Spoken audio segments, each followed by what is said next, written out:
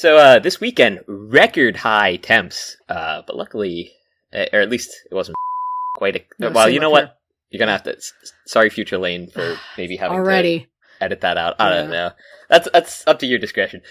Anyway, really hot. Luckily, I was visiting Zach and Tori. You know, first names are fine. You don't have to edit that out. Yeah, do you think people that could was nice. narrow down Zach and Tori from Possibly. shout out them, but yeah, shout out Zach and Tori. But yeah, you know, hopped in the pool. So I was visiting the weekend, which was fun, and we watched a few movies. I guess I'll start out with Vivarium, which is the first one we watched. Jesse Eisenberg, pinching my nose and Imogen Poots, looking away. 2024. Yeah. You know what Imogen Poots' middle name is, right? Google it right now. No, Google it. This is the most juvenile joke I could make right this minute, but crazy name. Just the most insane, just like wow. Imogen Poots is already gay Poots. Wow.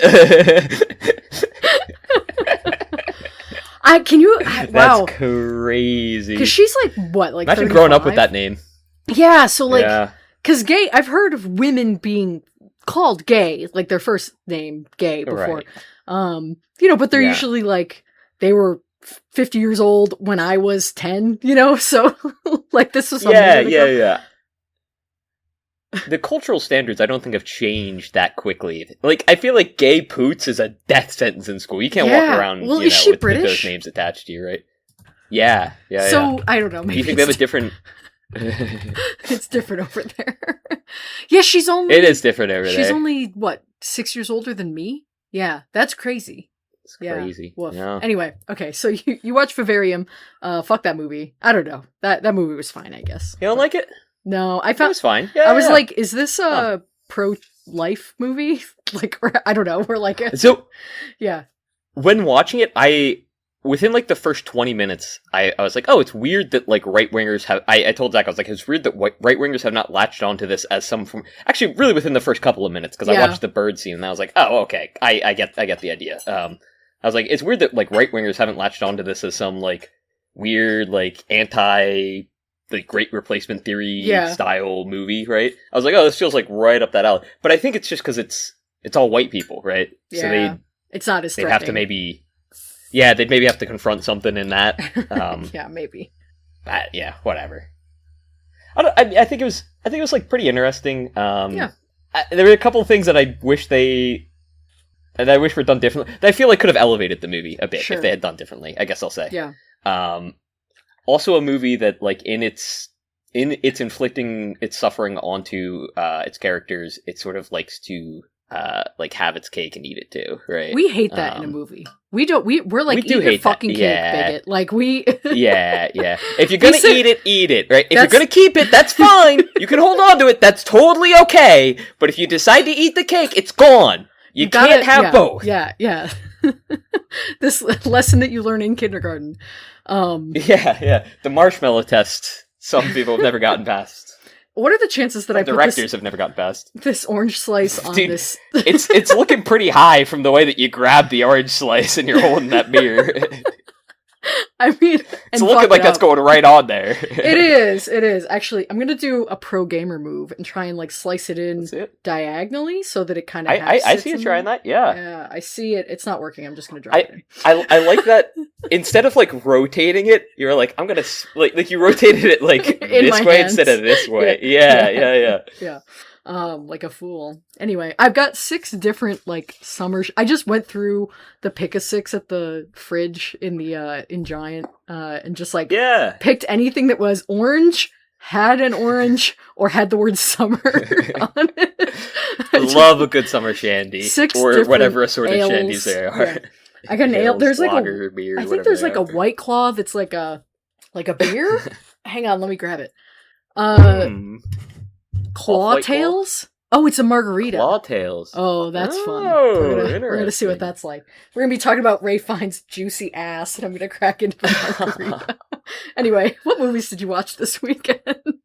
Outside of Vivarium, after that we watched Look Back, and that's when I messaged Lane. I was like, "Did you watch Look Back again?" I bawled at that movie, dude. It is crazy how like just the draw. Lane is covering their face so that I was blotting my lipstick. Be nice.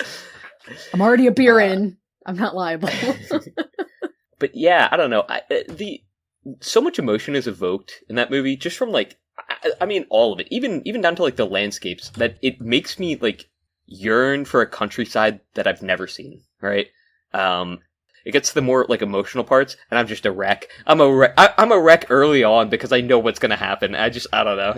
It's bad. Like I have to like try to hold myself together. I just can't. I need to rewatch that, especially before the like remake comes out, because I don't know. The remake. Like, not remake, but adaptation, live or not live action. I don't think it's a full feature length.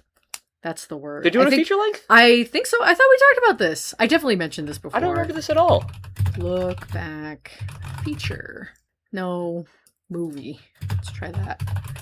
No, it's being readapted. Live action film. Wow. Yeah. Announced to come out in September. So. Wow. Interesting. Slated for 101 minutes. Yeah. Interesting. The other one's like a tight 60, right? I think it's maybe just over 60 or something like that, or just under. Yeah, it's so like, I don't know. So like emotionally dense, at least for me watching that. I'm like, oh man, it's tough. But anyway, got done watching that 4 a.m. I'm texting Lane, like, like tears pussy. currently streaming down my face. Yeah. I think those were my exact words. Were like, yep. I was like, I can't help it. I feel my emotions so heavily. And I mean, that was fun. So I got to show Zach that movie, which was great. And he was showing me Vivarium, which he really liked. And then a couple days after that, Tori had us watch Gone Girl, which was a movie. Let's go! I had like read the book in that English class, the same one that taught Fight Club. So like excerpts of it. So like I knew like a lot of the major plot points. But that was a sick movie. I feel like they did really well with that. It's like an awesome adaptation. Yeah. It also like. No, go ahead. There's like, I don't know. Like Fincher does like throughout a lot of the movie. I was like, oh, this doesn't really seem like we talk about like noticing a director's style. I was like, this doesn't really seem like him. And then there's like 6 scenes like that are just like so Fincher-esque. I'm like, yeah, okay, right, gotcha, thanks. Yeah. Like, yeah. Also, the way he treats like people in uniform, you know, it's so like funny. I don't know, funny and like frightening, but like in an absurd way almost. That's good. Yeah. He does a lot of really like frightening but absurd, like in an absurd way type of things, and especially like because it's played so like deadpan and like I don't know. He has a lot of like very very funny bits in there, which I mean I don't know if they're intentionally funny or if it's just like. No, he's being funny. That's his funniest movie. That's the movie that is closest to being like a straight up comedy of his, I think. I don't think that's like a hot take or anything. Okay, but yeah. It's definitely the reason that movie is so good is because he's really leaning into the humor of it, which sometimes he does not do that. He's taking himself a little bit, tongue in cheek, but kind of, I don't know. Yeah, serious a little too serious sometimes. Yeah, he's like, oh, how badass is this? Yeah. When he can do that, he does, and it's like, okay, and he does it in this movie too, and it's like, all right, dude. But he's definitely like knows that he's like tongue in cheek with. The scene. There's a scene like 3/4 of the way through the movie. Spoilers for Gone Girl, where she's talking to the FBI, and like the one cop is there like asking questions about the. She keeps trying to like ask her about the woodshed, and she goes, I feel myself fading, and like all the FBI guys in the room immediately turn to like the one woman cop and like scowl at her, and it's like it's just shot in like such a funny manner, like the way like it's like empty room. She's sitting with like a doctor and an aide, and she's sitting in a chair with like a spotlight on her, and then like the camera pans and it's just like 12 guys and like our one like woman detective. It's like, all right, bro, like. It's a good scene. Yeah, it's really good. It's just so funny, and he does stuff like that a lot too. Yeah. I have a complicated relationship with that movie and that book, but I think on the whole, I think the movie's great. It's his best movie. No, Zodiac. I would give it to Zodiac, but it's his second best movie. Yeah, Gone Girl's a better movie. Contentious. Zodiac's like a more interesting movie, I guess, if that makes sense. Yeah. I mean, Gone Girl was really like, if you go into that completely blind, I could see that being so fresh and like interesting and like, especially I don't know. We talk about there's certain like directors who like to take something to like its end and then go, all right, but like, what if we kept going? And then like like I feel like that movie is like kind of like the definition. Yeah, of it. Like it's him turning his like sensibilities into like a satirical, like in on itself, almost like a Gordian knot of of David Fincherisms. But like, and so it comes off almost like camp. Like that movie's pretty campy. Whereas there's a level of self-seriousness in the rest of his movies because he's just like kind of doing standard pushing the envelope stuff, like his directorial style, versus in Gone Girl where he really turns it up all the way. Plus the source material is so compelling, I guess we'll say. So like you said, the twists, it's so fresh. Especially I remember when that came out and being like, oh man, like what the fuck? The culture shift. Yeah. For sure. And I feel like maybe it's not as impressive watching it now, especially if you know anything about it. But like, well, even when the book came out, like, because the book came out a few years earlier. Yeah. But anyway, cool. Well, was that it? Did you have a fourth movie? No, that was it. Yeah. No. Okay. No. Go ahead. This is We Want to Watch. Speaking of watching, my name's Ricky. My name is Lane. Okay. Yeah.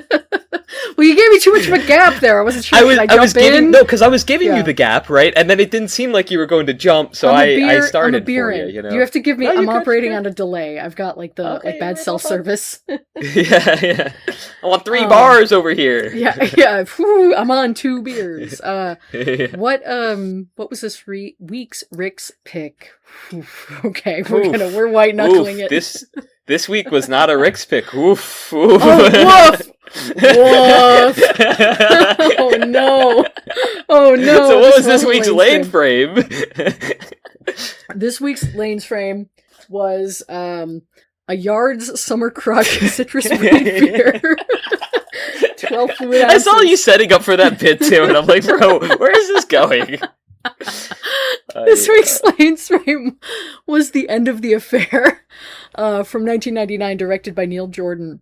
I picked this movie for a couple different reasons, and mostly because that day, Julianne Moore's next film, starring what's his face, Paul Giamatti, the trailer for that, it's also directed by Jesse Eisenberg. Funny enough that you were just talking about him in Vivarium.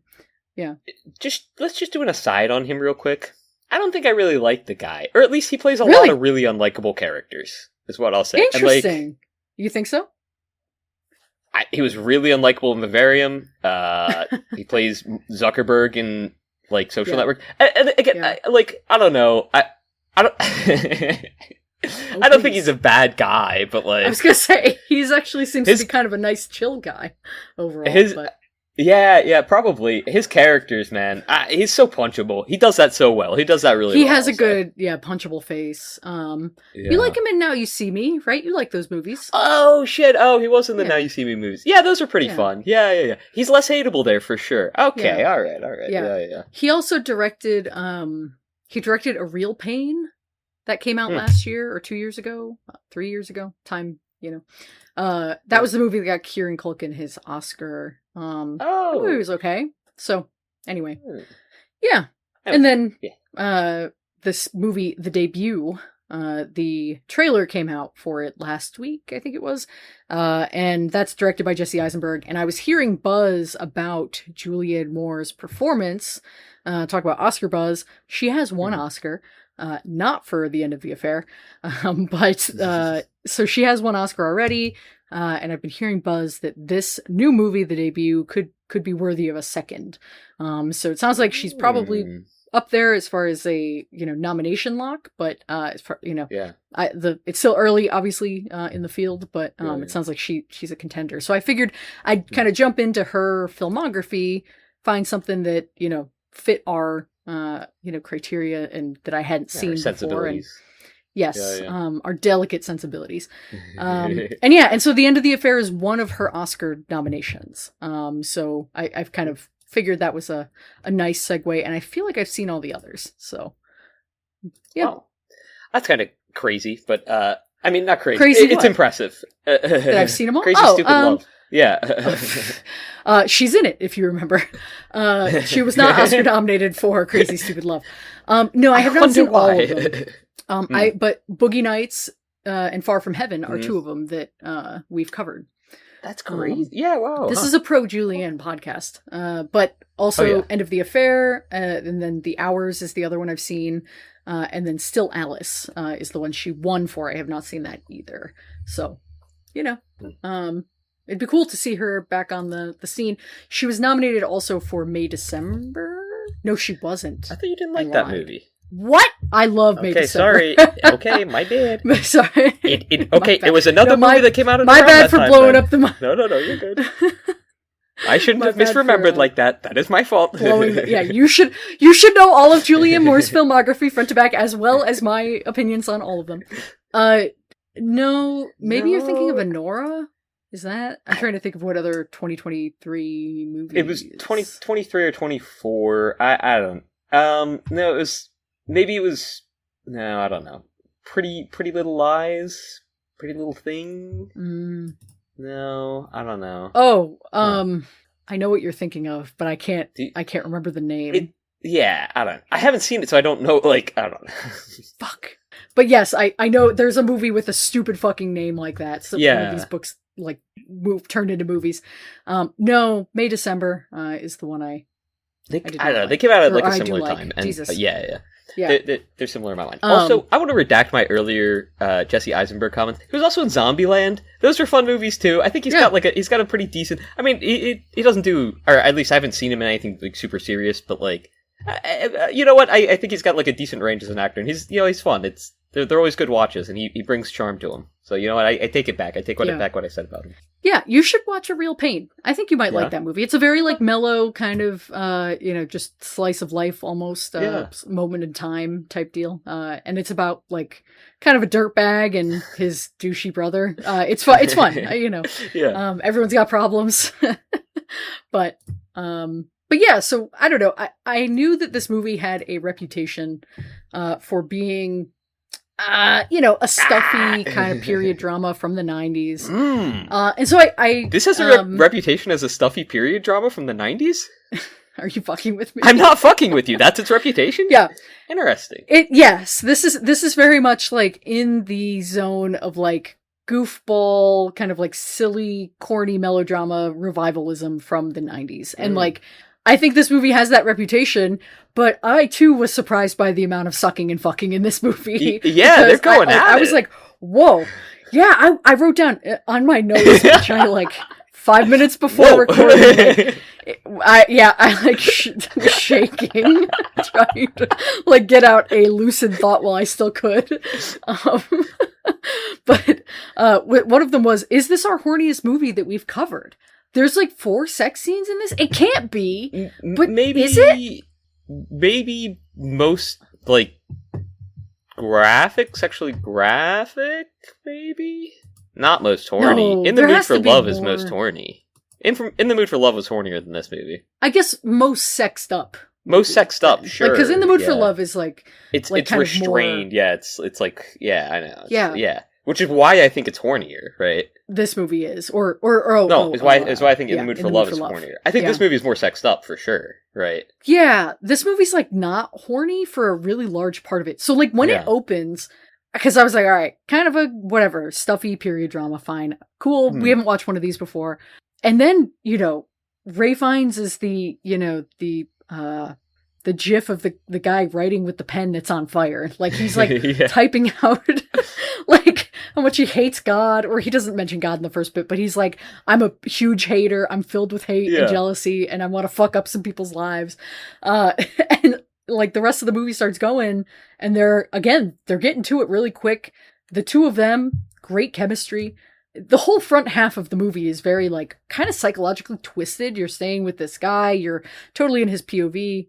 You know that he has these devious intentions, and then it just becomes so Catholic so fast. It's the back half of the movie is such a letdown based on the first half. The first half is where all the good shit happens. It was wildly uneven to me. Yeah. Interesting. I did not think it was that uneven It. I did get the weird Catholicism though, and yeah, I did feel that get introduced in the back half, and I was not really. Yeah, I'm not gonna say not down. On board. I don't know. It was. Very, I was not down. Yeah, it's really weird the way it's implemented, right? Because it's not done in like a very like sacrosanct type of way, right? Like they're not like I don't know. It's not like super respectful towards Catholicism. No, it's not like pious or like reverential. Yeah. The way that like a Scorsese. We need to watch a Scorsese movie.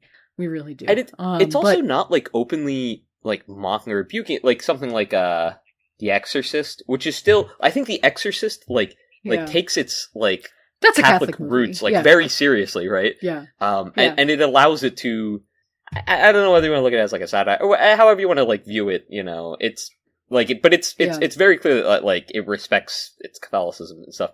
I'd almost call it like if I don't know, she kisses a leper and removes his like if we're talking about like miracles of Jesus, like it's not a leper. Well, she brings the dead back to life. But I get it. You know, like like she's performing miracles of Jesus, and that's a no-no. You're not supposed to say people do that. That's a big no-no. Although I don't know. I mean, this movie's from the 50s. Yeah. I mentioned last week this movie was a book original, or the movie is not from the 50s. The movie's based on a book from the 50s. God, a lot of like editing. Sorry, Future Lane, for all of the editing and jumping in that you're going to have to do to correct the misinformation I'm going to distribute on this episode.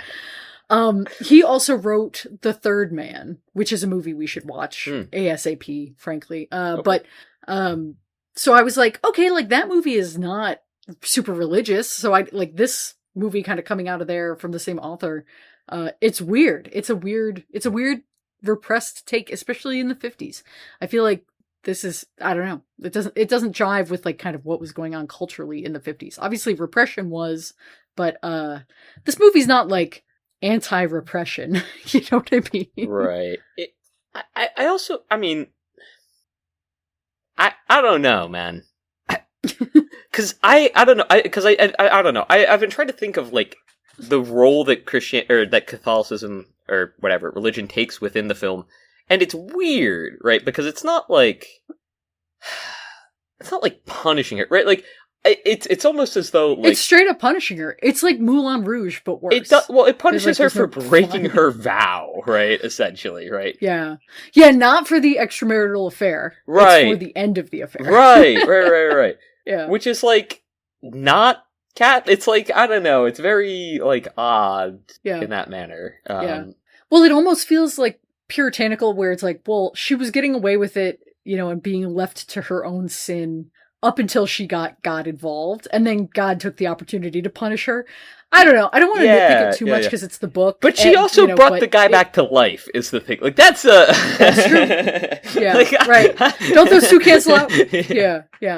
I don't know. Yeah, it's strange. Also, it seems disproportionate to be like, well, you started fucking and sucking again, so now I'm rapturing you. Like, boom, pneumonia. Yeah. Which, and it's like by a very mundane mean too. It's like, she was just out in the cold.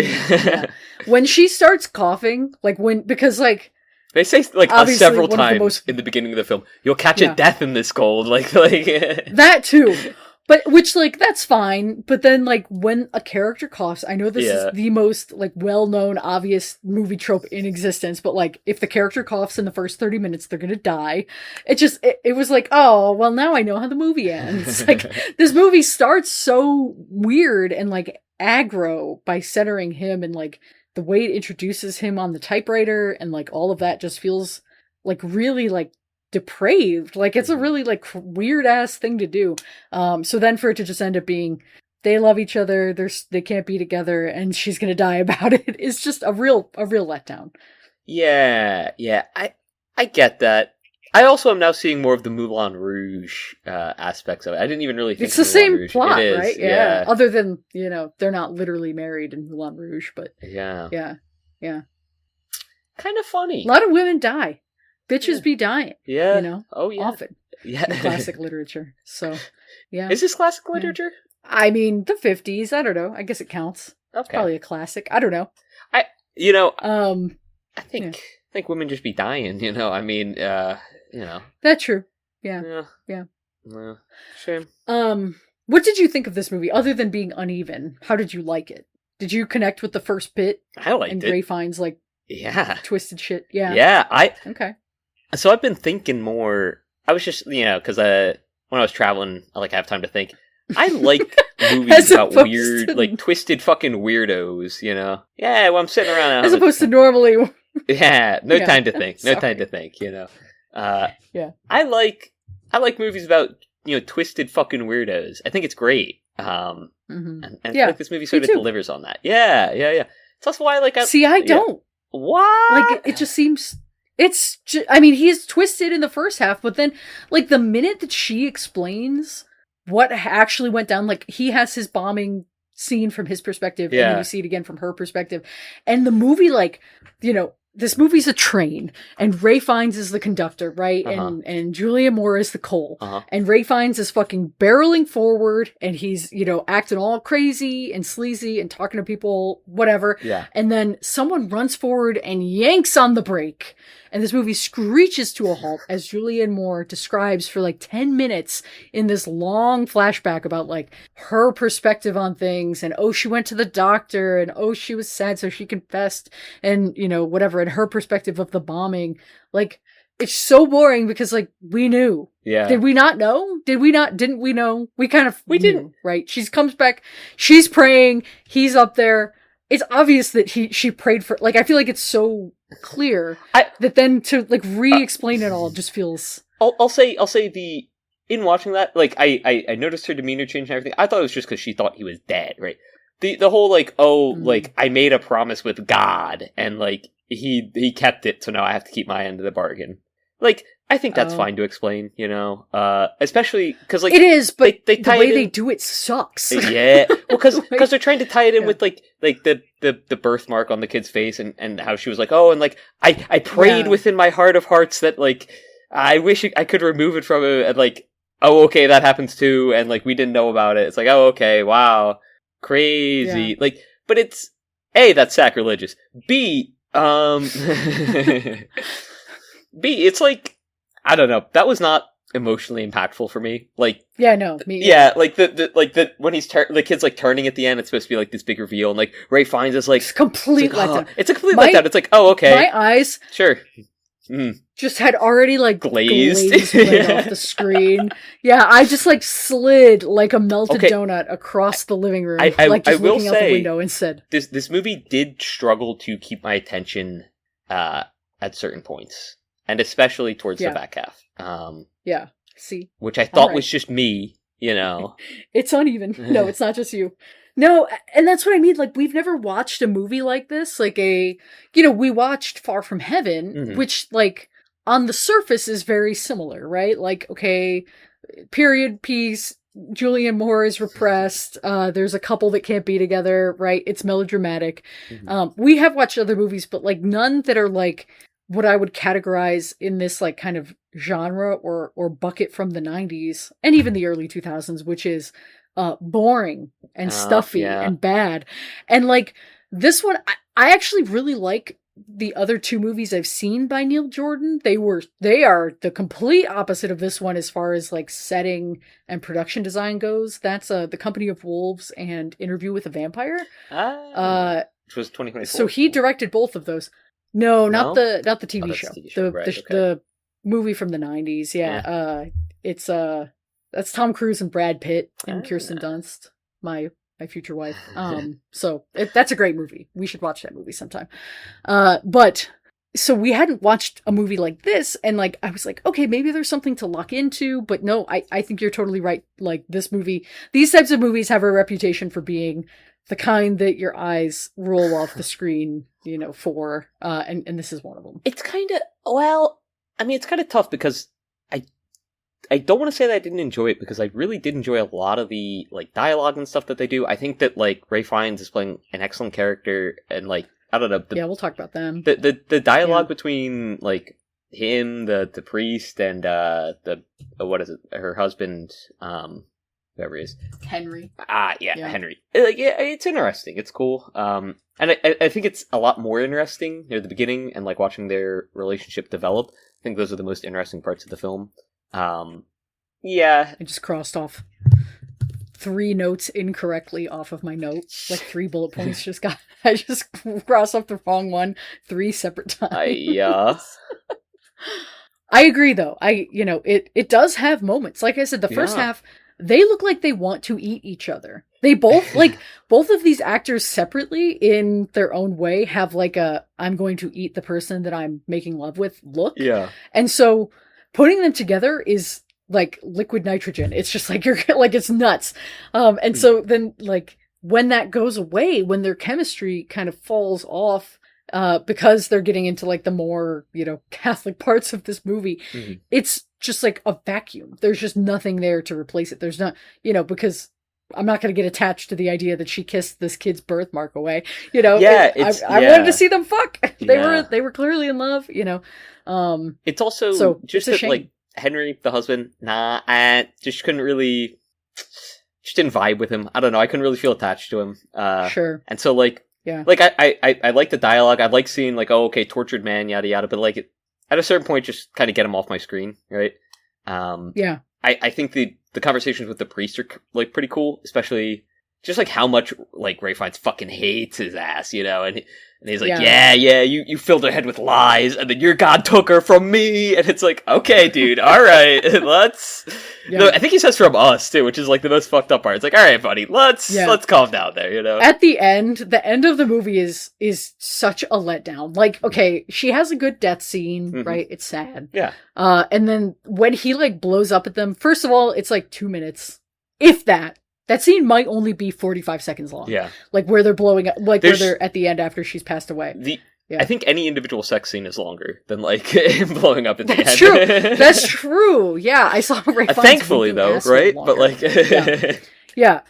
The the blow up, which is like a part of a movie I love. I do love when someone yells, like a movie star yelling, great thing. But it's he says such like completely lackluster stuff. He's just like, go to hell. Like, I don't know. And like, God hates us. Especially, or I hate God, whatever. Yeah. Especially because like, I don't know, it feels like the like a lot of the conversations earlier in the movie are like smart. Like they're like talking like around each other so that like the meaning comes through, but like they're not being very direct about it at all. Right. It's like, I appreciate that. I think that's cool as hell. But like, I don't know, kind of in the same token, when that goes away, it's pretty stark. Empty. Yeah. Like you said, the vacuum, it feels vacuous. And like, I don't know, like when Julianne Moore dies, even like when she's like dying, and like you said, the explanation, like, of her full character, that's where it's like, all right, like, come on. Yeah. If anything, it takes so long. It takes so fucking long. Like, yeah, I feel like maybe like I feel like the same things could have been explained with like a very different emotional impact if like we just had maybe scenes of her like on her deathbed like saying something like to that accord, right, where she's just like, oh, like I prayed to God to save you and he did, and it's her like, and then we get the scene of her like trying to save him, and then like like at the top of, and like she does her prayer. And then he says her name, which is like really cool. But then just cut it there, right? Like we don't need the 15 seconds. Yeah, they replay the whole scene in full. Yes. It's crazy, and it's like, okay, I got it. Like I didn't need to see it all play out again. Yeah, and if I like wanted to do that, I just watched the movie again. And you see her like like she plays her emotions really well, and it's great in the first scene where like there's been such a huge vibe shift, and we don't know like how long he was out. And like for me, and we don't really know what happened 100%, even though, I think it's hinted at pretty heavily. But because I think she says at the end of the scene, like, oh, like I went down and came back up. I thought you were dead, or like she says like you were dead or something. It's like oh, like, and I could see how that could be a huge shock, just like oh, what the fuck. I like that they include the prayer, right? Like, and like even if it like had just been in like a flashback of like her praying, like. But again, it's so gratuitous. It does play. It's the full like minute-long scene. Ooh, the claw tail is coming out. The claw tail. Yeah, we'll see. We'll see what else comes out this episode. But I agree with you. It's too long, and then go ahead. I was just gonna say, that is it eats its cake, and then it has it again later, and it's like, wait a second, buddy, you can't do that. You can't do that. You already ate that cake. Whose cake is that? You can't do that. Yeah. Put it back. Do you ever think about the fact that no one listens to this show? Yeah. That we have like 10 people who listen to this show, and they probably don't really listen. Thank God. Yeah, right? Wouldn't that suck? Anytime someone mentions like a specific aspect of the show back to me in real life, they're like, hey, I listened to your episode on, Kaidan, and I wanted to comment on it. I'm like, wow, I didn't know anyone had access to that still. I thought they just kind of went into the ether and stopped existing. The problem is, for me, that does go into the ether, and if somebody were to talk to me about Kaidan today, I'd be like, yeah, I could not give like an informed opinion. I'd be like, oh yeah, I remember like I think the tea scene was the coolest one. The one at the end, that was really cool. That was the one with the snow, right? Suki? Personally, I would not hook up with a weird snow demon if I had almost died in a river as a kid. Just me personally, Honestly, I think that's the important thing from that movie. So, I think you've got all the main plot some of the cliff notes. Yeah. Yeah. It's filed away. I just don't have the exact text. But if somebody mentions That's something that I had said, it's like, dude, the words come out, it's etherized. I no longer have control over it, okay? You can save it on a cloud or what have you, but that has nothing to do with me, man. Like, the thing for me is 90% of the things that people come up to me, they're either like, hey, I want to argue with you about this thing you said, which again, same, like, I don't know. I don't even agree with what I said yesterday. Yeah. Not much less 3 years ago. Or they're like, I heard the thing you said about Orson Welles, and I'm like, cool, let's never bring this up again for the rest of my life. Have you heard of something called Polite Company? In it, we don't talk about these things. We can't go down this road. No. But we can talk about not the my mom and girlfriend Julia and more. Dude, for a second I was like, whoa, Lane's taking this in a weird direction. Anyway. Very vulnerable on the pod.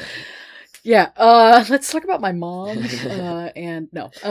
The performance that she had, sometimes you watch a movie like this and you're like, okay, this has like it's fine kind of reputation. It's whatever, like stuffy, probably nothing super remarkable about it, except for one performance, right? There's lots of movies like that out there. And I thought, okay, she was nominated for it. This movie only got 2 Oscar nominations, and her performance was one of them.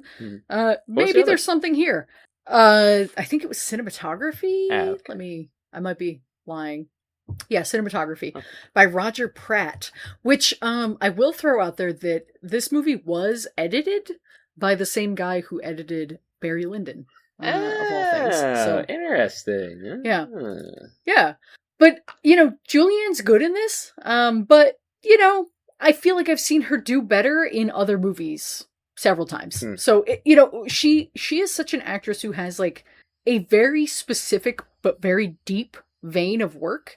Like, she does do a decent range, but a lot of what she does is tapping into the same, like, lens of repression or, like, this rediscovery of identity. And so, in a movie like this that doesn't really feel like it goes all that deep, it kind of feels like this is almost like beneath her. Like, she could do this in her sleep, upside down, like in a handstand. I wish she would do this upside down in her sleep in a handstand. Yeah, true. Right? Yeah, in front of me. That's what I'm saying. No, but I get where you're coming from. I do think that this movie follows the same vein of repression, though. For me at least, I think it's, and it sounds like you agree. It just falls so flat because she's never liberated from it, and she also, like, the agency that she exerts is still, like, I don't know, sort of like, I don't want to say male focused, but I guess male focused, right? Like, it's like she can't really get away from Henry, right?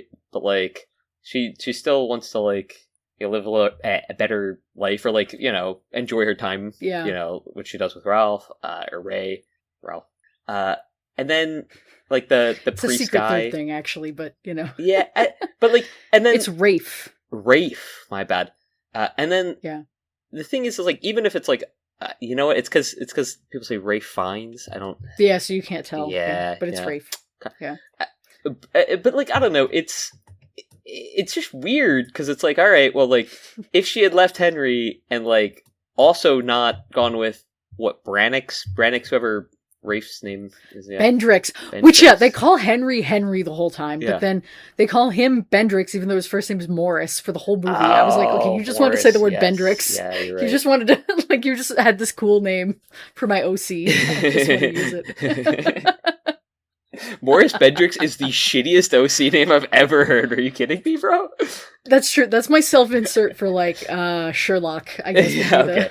I don't know who's. You know what? 1950s OC. I will give it to them. That name probably went hard in the 50s. Bendrix is still cool. It had an X in it. Yeah. Bendrix. They have an X. I think an X is like still cool. I think that's still cool in OC now. You know.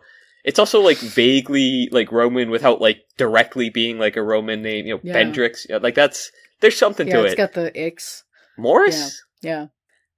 Maurice? Like, you can't do that in the age of Madagascar, right? It just doesn't come off the same, right? I think when I see Morris, I think of crazy old Maurice from Beauty and the Beast. Have we talked about this? We talked about Pixar, but we never talked about, like, classic Disney Renaissance. Yeah, I don't think we have. From Beauty and the Beast. That's the dad, Belle's dad, that Gaston is like... We gotta trick this fucking old guy, like, and fuck him up. I don't remember that. Do you have an attachment? Well. I did like it a lot growing up. I remember that, but like, I don't know. I haven't seen it in at least 10 years, probably way more. 15. Wow, probably over. I don't know, because I didn't watch the live action either. Forever. So like, just like, sure, you know. You know who directed the? Oh wait, no, I'm thinking of a different movie. Never mind. Oh, okay. The live action Cinderella. Do you know who directed the live action Beauty and the Beast? No, not off the dome. Okay. Do you? Nope. I was just asking to flip the script a bit, you know.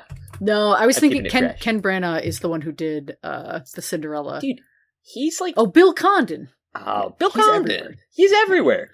Bill Condon did The Greatest Showman. He did a couple Twilight movies, the two interesting ones. Yeah.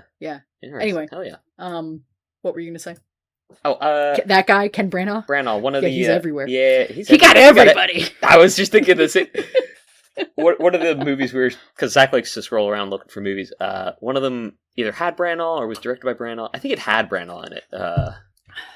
Couldn't tell you what it was. A likely thing for a movie to do. He looked good in it, you know. Yeah. Fuck yeah. Was it Much Ado About Nothing?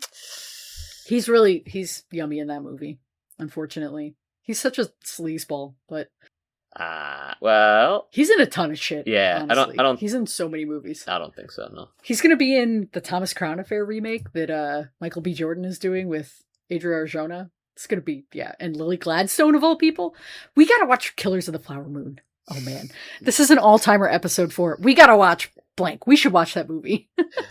No, this is not an all-timer. No. I think Texas Chainsaw Massacre was an all-timer for that. I don't think we've ever said this is up there though. It'll be up there. This will be up. That's true. Close. Shout out Nick. We gotta get Nick back. We should get Nick back on. That was a fun. That was the smartest episode we've ever had. Oh, by a long shot. He's got He's got like an infinite podcast stand-up. By the end of that, we were tapping out. Like we were yawning. We were like leaning back on our chair. Yeah, he was ready. We were like, we got to get out of here, man. Like it's 9:30. Yeah. And he's like, "What scares you? What keeps you up at night? What's the scariest movie you've ever seen?" Anyway, Gaston from Beauty and the Beast, just to close the loop on that tab, is that that's the best Disney song. Oh yeah, that's the best Disney musical sequence in any of those Disney Renaissance movies, bar none. I don't know about that. Well, don't look at me like that. One of the best. What would you put over it? Don't say fucking Friend Like Me from Aladdin like every man. Don't do it. Nah, I was not thinking Aladdin, to be honest with you. Good. That movie overrated. Aladdin? Everyone's like, "Blah, the genie," and then you rewatch it and you're like, "Wow." Not getting a lot of genie from this genie movie. Aladdin was fine. I liked Tarzan a lot growing up. That was my movie. You're a maniac. You should be what? Drowned in your own spit for saying that. That's like a warrantable offense. Crazy. Why? The Tarzan soundtrack by Phil Collins? Yeah, that shit rocked. Crazy. I loved that growing up. You want to hear "You'll Be in My Heart"? Yeah. Do you think "You'll Be in My Heart" is above Gaston Dude, all right. Okay, hey. Let's go through these, okay? Because now I have them pulled up. Okay, let's go through these. Let's take 20 minutes to talk about Tarzan. Listen, okay? Let's just take a look at these. So we got Aladdin, Tarzan, Hercules. Just so we know what we're talking about. Hercules, Beauty and the Beast, Little Mermaid, Mulan, Lion King. They have The Rescuers Down Under. Never seen that movie. Hunchback of Notre Dame, and Pocahontas, right? Have we at least seen 9 of these? I'm even thinking... I'm thinking even further back. I'm thinking Cinderella. I'm thinking Sleeping Beauty. I'm thinking... But even if we just talk Disney Renaissance. Yeah. I think Gaston's just like... It goes bar for bar, band for band on every single one of those movies. Okay. I think the Hercules soundtrack is one of the most, like... A, it's iconic, and B, it's so well adapted to the medium, and, like, it's so fun and bubbly, and every song works well together. It tells the story perfectly. I love the Hercules soundtrack. That movie is so... I don't think I could name a single song from Hercules. I could not name one song from here. I couldn't even tell you what the song, like the big Disney song is. Okay, so it's because a lot of them are like the Muses singing, which are like great. It's awesome. Oh, sure. I don't know. Oh, fuck. There was a song that me and my friends used to sing in high school from it, and I can't remember it now. Go the Distance? I can go the distance. I will save my life. Yeah, that's an okay one. So Go the Distance. What are the other ones? What are some of the other songs? What's the one that they played during the montage? Great question. A movie I have not seen in many years. Yeah. Phil's Island, Oh Mighty Zeus, The Gospel Truth, A Star Is Born, The Big Olive. I don't know, dog. That's whatever. See, if you can't even if I can't remember it, how is it going to go against? Okay, all right. Okay, well. All right, then we'll look at Beauty and the Beast. What did they had? They had Gaston. Oh, they had Gaston. You're right. You're right. What else did they have on there? There was the song Beauty and the Beast. Nah, what was the one that Be Our Guest, Eat Our Dinner? Yeah, Be Our Guest is the other big one. That's their big one in my mind. The Mermaid, Little Mermaid. I mean, and Gaston, right? Whatever, Part of Your World. Yeah. Gaston is from Beauty and the Beast. I know. That's from. Okay, I know. Oh, okay, all right. And then I'm just put some respect on his name. I got some respect on his name. Mulan, Make a Man Out of You.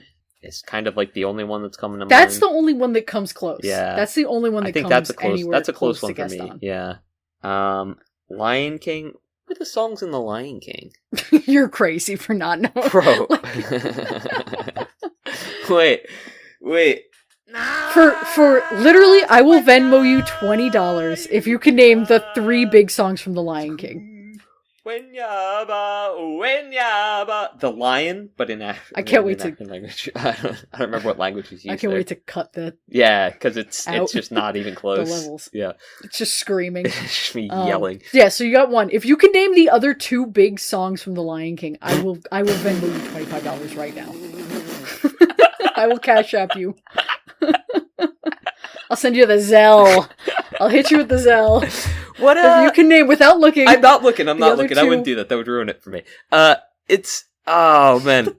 Can I get a hint as to like when these songs?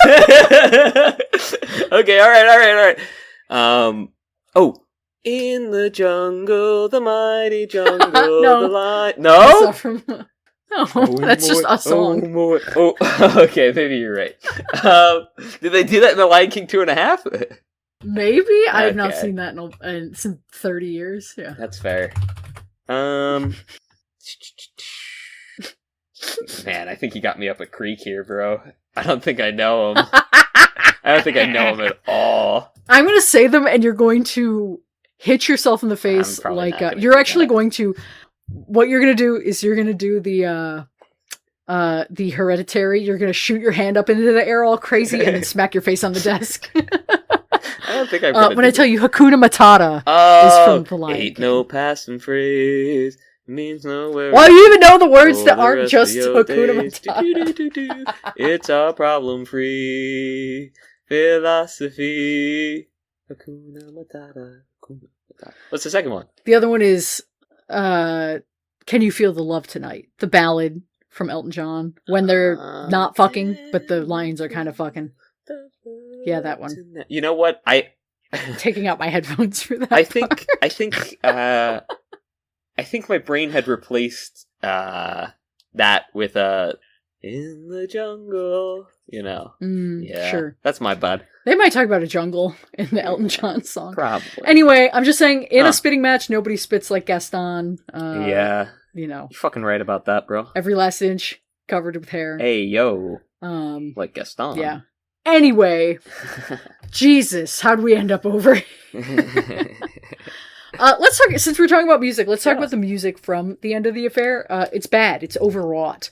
It is terrible period piece music that's like, okay, it's not enough that we have the Treckley score, but the Treckley score is going to be like played in such a way that it's like, okay, we gotta make sure you're feeling the right emotions right now. We gotta make sure you're feeling them. Are you lonely? Are you sad? Is it heart-wrenching? We gotta turn the dial up a little more? That's how this movie feels. It's very daytime soap-esque. Yeah. It's worse. Daytime soaps at least are like dramatic. This is just sad. Yo, you're hating, bro. This is crazy. I am hating. This. It's the summer shandy. It's the summer shandy. I have to piss so bad. In a way, this movie inspired you to be an incredible hater. So hasn't it kind of done its job? It's true. It has, yeah. It inspired me to text you and be like, should I get weirdly drunk for this episode? No, he does call him a good hater, but again, it's like, but where? Because he stops hating. Yeah. The fact that they move in at the end, there's another movie I feel like, Wuthering Heights. No, spoilers for Wuthering Heights. Yeah. She dies at the end. Whoa. That movie has like a bit where they are like the philandering wife's like lover and husband both kind of like have this like tacit coexistence together while she's dying. Oh, Anna Karenina does it too for a little bit. Anyway, yeah, so that's like such a like, I don't know, they should have kissed. The two, Ray Fiennes should have made out with Henry at some point. Maybe then when he brought the milk and cookies in, that would have been the time. Even just a little cuddle, like some form of any physical Santa snack intimacy was going to happen, But yeah. The Santa snack. Yes, thank you. But no, he says all this good hater, like he's talking about hate, but he's just envious, right? Like, yeah. This movie is predicated on like a sorts of envy, and not just like he starts by being envious of Henry, not because of her, but just like he is obviously like an accomplished, like, whatever, business guy, military man, whatever. Like he's a civilian or a civil servant. So he's writing this book. That's the pretext he uses to like meet these people. Yeah. In the beginning, Bendrix does, and so like he's envious of him, of Henry. She's like envious of like having a free life, So it doesn't feel. The hating is not strong enough. Here, you talk. I'm gonna piss, but I'm listening. All right. It's kind of weird because like in the movie he only refers to jealousy when like it's obviously jealousy and envy, like you were talking about. And it's, I don't know. He's like, oh, I'm just so jealous. Like, it consumes me. And it's also, there's a fine distinction between these things, right? If I can recall it. And it's such that wait, I'm just gonna look it up because I'm gonna look stupid either way. Yeah. So jealousy is you're worried something's gonna. Oh no, what? I need. I can't be reading more than one sentence for this. In its original meaning, jealousy is distinct from envy, though the two terms have popularly become synonymous in the English language, with jealousy now also taking on the definition originally used for envy alone. Okay. Never fucking mind. I was just gonna make a dumb pedantic point, but like, the fucking third sentence on Wikipedia dunks on my dumb pedantic point immediately, so that's fucking tough for me, I guess. And I still have to like riff until Lane comes back. Okay, Lane's coming back. Thank God. My piss clearer than water. That's bad, drink bro. That piss. That's bad. That means all of your hydration's going out. Your blood alcohol is gonna fucking spike. It's fine. That's great. Let's do it. You know what I'm doing after this? You know what I'm doing once we hang up the phone? In my I am playing Dragon Age, Oh, so it's fine. I can crash. I got nothing going on tomorrow. No. There's a difference between jealousy and envy. Let's call up John Doe. Let's call up Kevin Spacey. Get him on the horn and see what he says about it. I just want to There's definitely a difference, right? Well, it says, like I said, in its original meaning, jealousy is distinct from envy. Although the two terms have popularly become synonymous in the English language, with jealousy now also taking on the definition originally used for envy alone. There you go. So it just means both of them now. We solved it. We solved it. Yeah. That sucks, though. I can't make my pedantic point. So anyway... Guess it's jealousy. That's but fine. I hear you. No. He's more motivated by jealousy than hate. Like, there's no point where he really like locks into being he doesn't because I hate her for cheating on me, or like, in a twisted way. Like, he's just like jealous of him. You know what? The one scene. Go ahead. No, you first. No. You first. You first. Oh, you're so polite. No, the scene where they're like kind of having a heated moment, and he's like talking about all the things, like he's like, I'm jealous of this button because it gets to be with you all day, and I'm jealous of your shoe because it takes you away from me, which, like, let him cook. Like, that work on me. Dude, but I'm jealous of the rain because it gets to touch you, and he's like spending throws the come on. Men used to say evil, like, possessive shit. Real though. And go to war. Or the war came to them, I guess, back then. But a little bit of both. Little column A, column B. But no, dabbling. He never like shifts into that like second gear of like hatred or like warped psychology that would make it really interesting. So instead he's like, I hate you, God. Like, we have to talk about that, but go ahead. No, you're right. I think, and you're right. My point was going to be that I think he shifts all of his like hatred and blame because I mean he loves her, right? I think to a certain extent. Sure. I mean he certainly doesn't hate Henry, right? He maybe pities him to a degree, but like at no point in time does it seem like he ever truly hates the guy, right? He looks down on him, certainly. Whatever. The other one he really kind of hates is the priest, and again, it's really just jealousy, right? Which is so crazy because like he accuses the priest of being like her lover based on more or less nothing, and then like the movie goes like such an obvious misdirect of a that the priest is like her lover or whatever. It just feels like completely, I don't know, like empty and lacking in meaning, or lacking in that like his misinterpretation of the priest. So then like this whole time he's like spent just like hating this guy, and it turns into this Catholicism thing. Just, I don't know, hang it up, Tubi. So I thought they were trying to keep it like ambiguous as to whether or not she and the priest, but like when they were doing the diary stuff. I mean, yeah, I don't know. About as ambiguous as her dying at the end of pneumonia. I feel like I don't know. I was pretty cynical about this movie. I think I liked this movie less than you. Yeah, I think distinctly less. Yeah. Yeah. I wanted more. I wanted better. Sorry, I cut you off though. No, that's fair. I think there's just no one that he can really like actually take his anger out on, and like in any healthy manner, including himself. Like, I mean, yeah. So he like instead sends it all towards God, right? And then he like his writing is just like channeling that, right? So like, instead of us reading like a love letter, it's a hate letter, right? It's just like kind of funny and ironic towards God. Yeah. Yeah. I also think that's like, I think part of what this movie, like, because I've known very religious people to do something similar, right? When like facing like very tough situations, they go, well, like, God hates me, I hate God, yada yada. It's like, all right, well, like, but how does this help you, right? Like, how does this help you in your life right now, or like coping with what's going on?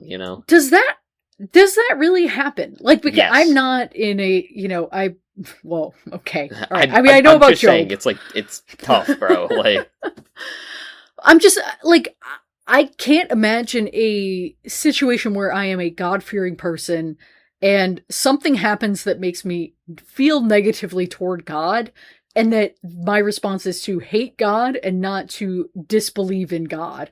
Like, I don't know, like, the distinction between those things feels so thick that I just I almost cannot conceive of just being like, well, I still believe that God exists, but he's just fucking me personally. Yes. I don't know. It's so foreign to me. Yeah. And they go, oh, like, what did I do wrong? Like, oh, what the fuck did I? It's a thing. But you've known people to do Yes. that? Like, you've known, like, that's crazy. It seems so, like, it seems like a propaganda piece of like, well, they don't really disbelieve in God. They just hate God because they're angry about his design. Yeah, like, yeah. No, you know what I real. mean? Yeah. Have you seen God's Not Dead? Or do you know anything about these movies? No. Have you ever heard of God's Not I've Dead? heard before? of it, yeah. They were like the first kind of the fringe Christian movie industry, you know, which is like pretty big now, but like The Sound of Freedom, you know, kind of they had a recent one come out that I saw they were like fudging the numbers at the box office for. Yeah. Sure. I mean, they come out with one of these movies every 3 weeks, and fucking Passion of the Christ 2 is coming out soon. They put a QR code at the end that like people scan and send money to, and then they count that towards the box office. But it's like, like a charitable donation towards yada yada, whatever. And it's not. It's just towards the movie. Right. It's crazy. Yeah. Fucked up. Well, those movies are fake and will never be cinema. But one of the first, or like the earliest in that kind of like mainstreamization of mainstreaming, I think we could just say, of that genre is God's Not Dead, which was this like, I think Kevin Sorbo is in it. And it's a kid is basically, he goes to college, he's, you know, whatever, religious, and he meets like the classic like copy pasta atheist professor with who dies and the eagle cries on the chalk, you know what I'm talking about. It's basically that story turned into a feature-length movie with money. Nice. And like the premise of that movie is basically, the professor, it's not that he doesn't believe in God, it's that he hates God. And like the big climactic reveal is that he gets hit by a car and dies, but in his dying moments, he decides to like forgive God. Yeah, basically. A total like propaganda. That is in like the garbage. Christmas shoes level of like. It's worse than Christmas shoes. It's way worse. It's way worse. When we're really ready to scrape the bottom of the barrel of movies for this show, we'll cover God's Not Dead. I saw that in theaters with my friend Jonathan in school. That was one of the most, we're gonna get kicked out moments of my life. I've been to the theater a lot. I've been with rowdy people in the theater. Yeah. We were like 18 years old, and it was like, it could get shaky. Yeah, like, it's just gonna be bad. Get kicked out of this theater. Yeah. They're not gonna want us here anymore. Yeah. Tough. So I don't know. You know people who have been like, I hate God. What is the thought process behind that? Can't you not hate him? Isn't that like a bad thing? You're not supposed to. Well, it's God hates me apparently. So like I guess I hate him. Yeah. But it's never but it's I think part of it is there's like the belief that this is like a trial. It's a test. It's to make you stronger. The trial. From Orson Welles. Yep. Thank you, Lane. Yeah. Can you give me a year? Sorry. Can you give me a year? 1960? I Final couldn't answer? correct you. 60. It's probably. Yeah. I'll say 59. And we're doing Wheel of Fortune. No, yeah, Wheel of Fortune rules. Or is that what it is? Is that they've all got wheels? No. I think you're thinking of The Price is Right. Fuck! They've got a wheel, though! And it spins, and it's... if you're fortunate, you receive a higher number on the wheel. 62! I was wrong. 62. Fucked up. I'm a fake fan. Yeah. Can't believe it. Anyway. So they're on trial. Life is a trial. Yeah. God hates them. Yeah. God is the... Trials and tribulations. What's the game show? With the board? Mm-hmm. With the whammies? Do you know what I'm talking about? Press your luck. Do you not know? You're not a real Gen Z kid. No, the whammies? Not knowing this. Yeah, it's like what are you talking about? It's like a board. I'm talking about, let me finish this White Claw. It's like a flashing board with like squares, and like the lights are like supposed to be a random sequence, but if you like, and like the arcade game where you have to like press a button at a certain time to get a certain prize. But there would be whammies. The whammy was like the little cartoon villain of the show, and if you landed on a square of his, then he would like take all your money. If you were a real Game Show Network kid, you would know. I wasn't. I'm not. I don't know shit about this. That's fucked up. Fucked up. I'm sorry, bro. The whammy disapproves of your lack of allegiance. I would get double whammied if I was on that show. The whammy is like Alf, I feel like. What the fuck does that mean? What are you talking about? You've seen Alf, right? Yeah, I know Alf. Yeah, I had his pog. They similar, I don't know, aliens with mischief. Anyway, I'm trying to relate it to you. What the fuck are you talking about? In the game show? These were characters? I thought it was just a block that lit up. The whammy. Yeah. Is on the game show. He's on, some of the spaces are like some of the spaces are like bust spaces. Pause. Where, like, if you land on a whammy. I'm sorry, Julianne Moore. If you ever listen to this episode, I swear. I could be serious. This is crazy, bro. I'm sobbing. I'm, like, sweating. Pissing, shitting, and coming.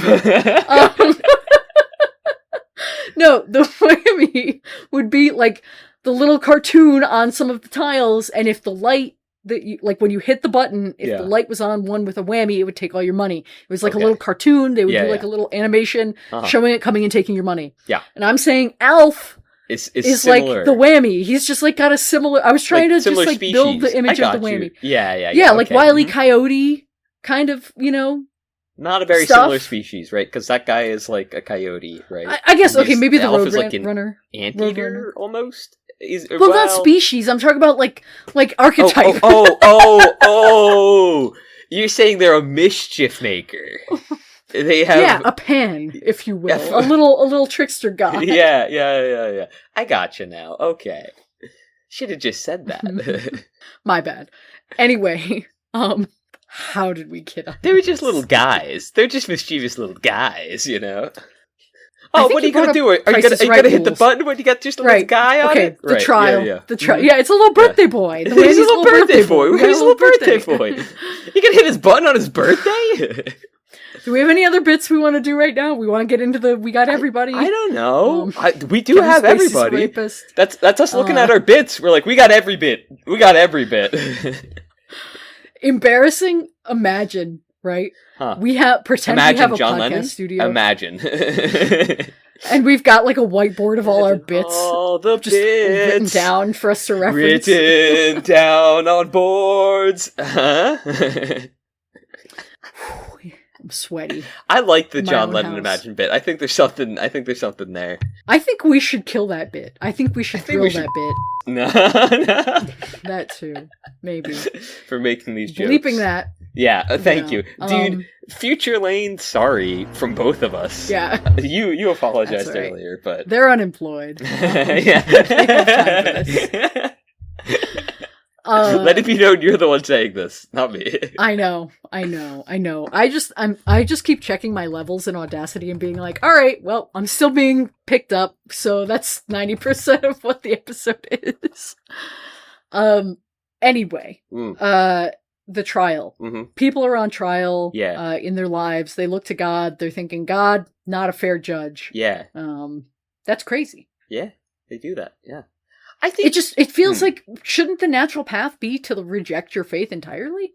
It just feels like that would be like the next step. Yeah. If I'm pissed off at God. Yeah. So but I guess not. I think you're thinking too rationally about it, and I think people who are generally thinking about that are like in some like low level fight or flight response, and they're like sympathetic nervous system or whatever, the limbic system or whatever, is just like not letting them like chill out enough to be like, hey, wait a second, man. Maybe I am not, like, uniquely divinely punished.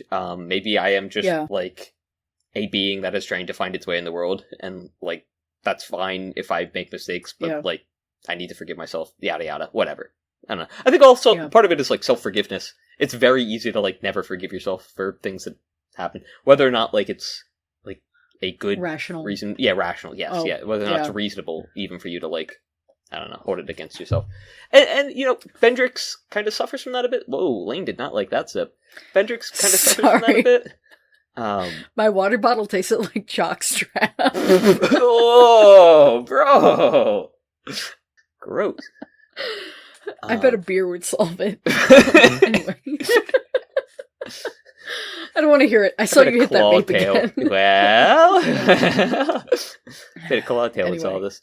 Yeah, I don't know, I think Bendrix kind of suffers from that, right? Where it's like, but also, it's like he's seen, like, acts of God, essentially, right? And, like essentially, like, like acts of God were proven unto him, and now he's like, oh fuck, well I guess I gotta believe in him, but if that's true, it means I have to hate him. And then I feel like that's maybe relatable to a very distinct like variety of person who this movie would like relate. They would find this movie like this movie would be like their Margaret, I think, which I really love. I like that movie a lot. I suggested that. Margaret is good. We came across another movie by that director, the one where the guy moves to Kenneth Lonergan. Yeah.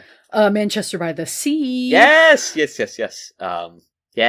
And I was like, dude, you gotta check this out, and you gotta check out Margaret. This guy, this director, he's got something, bro. And like Zach was like, right now, I'm really proud of myself. Like, oh, no. Maybe not that. Well, let's not watch it right now. Yeah, I like that I've convinced you to pronounce it Margaret instead of Margaret. I think that's great. I think that's important for the culture. Was that you doing a bit on me before?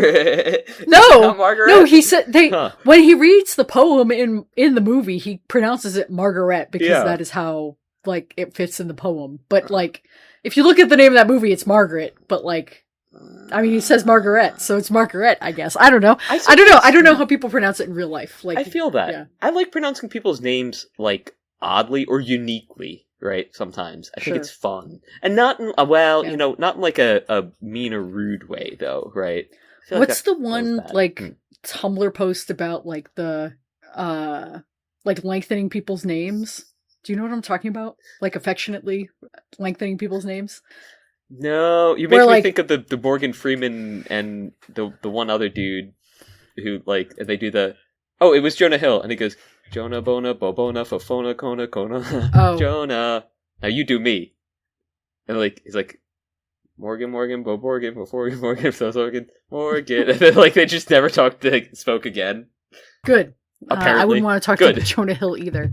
Right. It's nicknames are when you shorten someone's name affectionately. Nicholas names are when you elongate someone's name affectionately. You've sent that to me before because I do that to you. I probably have. Even though your literal legal name on your driver's license is Ricky, which is the weirdest thing about you, bar none.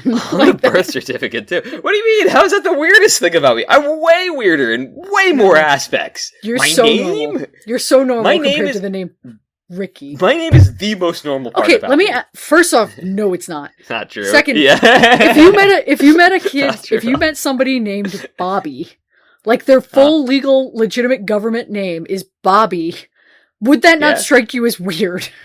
That's weird. Oh, my name's Ricky. I can't pass judgment, bro. The fuck are you talking about? Was it Priya who, when you were making fun of my name at one point, Priya was like, "You have a like superhero ass name or something." The alliteration. You know what? I've been told I've been told superhero. I've been told NASCAR. Mainly by like old head teachers. What was the? I can't think of the one. Someone said something real weird to me once. I don't remember what it was. I was like, I've gotten the gamut because we both have the alliterative names. Yeah, any alliteration, people are gonna be like, "Oh, that's so wild." It's like bad about it. And it's like, sure. Well, especially like whatever you say, man. Before I transitioned and like changed my name, my dead name was like catnip for people to make weird ass comments about my parents. My mom wanted like a classy, feminine Southern Belle name. Despite being in Michigan, and instead I got I got people being like, "Hell payment." Yeah, I got that a lot. So I was like, I need to choose the non-binary name right now. We need to pivot. Yeah. Anyway, we'll see if that makes it through. What about the direction of End of the Affair? Like if we're talking about like the tone, I think we kind of agree is uneven. But some of these other choices that are made, both in like the tenor of the performances, which we should talk about a little bit more, the choices of setting, some of these other like choices outside of the plot. I think they're good, solid, not remarkable. But like the performances, the two performances, I think I like both of these actors. And so it kind of colors my perception of it a little bit more than if it was a bad movie with kind of two no-name actors that I had no attachment to. I'd probably think this movie was even worse. I mean, they hard carry the movie though, right? At least for me. Right? For real. Like for real. Yeah. Like you're talking about, there are distinct flaws outside of them, but like, they do really well. I don't know. Maybe I'll like this movie like less in like a week, right? Like once I have a little bit more time to sit with it. How long ago did you watch it? Okay. Last All night. right, fair. So like I had a night, like I slept on it, but like I haven't really, I don't know. And also, I mean, I'm not like hypercritical of movies. That's fair. I definitely did get the weird religious stuff shit coming from it. Yeah. yeah. I don't know. But I also think that I'm maybe like sympathetic towards it, or like I'm just like, all right, like sure, yeah. I mean, that's like interesting to a certain degree, especially because like the whole like, oh, like I hate God, like especially, I think it's maybe more compelling if you like, oh, okay, like he's actually seen like miracles and like, okay, he hates God. It's like, all right, sure, yeah, whatever, yeah. I agree. I think the costumes are really nice. That was the other thing that kind of stood out to me. I think there's a nice level of like attention to detail of things like color and texture to inform these characters' repression or kind of after the fact their like distance from each other. I think some of that is nice. I think a lot of the props are great too. Just like I don't know, the stuff around. Like I don't know, they deal a lot with like the books on like all on like the desk. Diaries. They do, like lingering shots on those diaries.